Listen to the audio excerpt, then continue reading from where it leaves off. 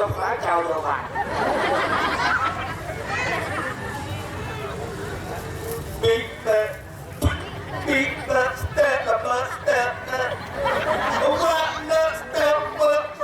ada yang untuk pointan proy kerjaan ha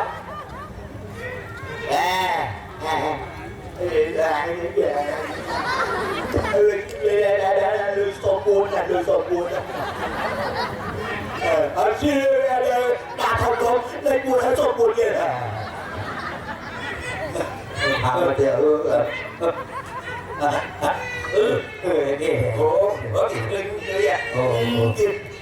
anh chắc là anh chơi thơm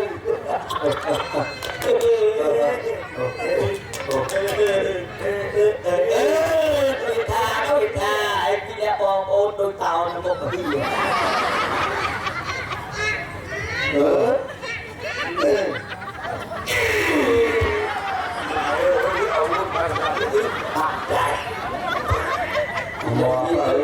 anh đây như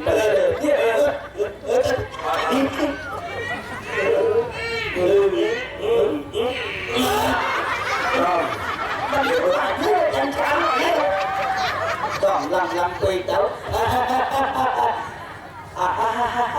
vì mình cười lên ở bự đi của ấy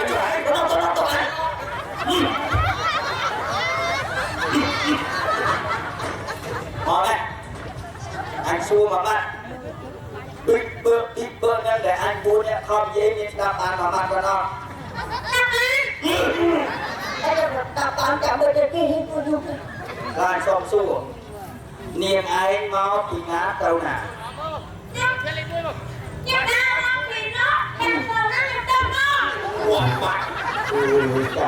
chả lắm đào thì nắng tàu nó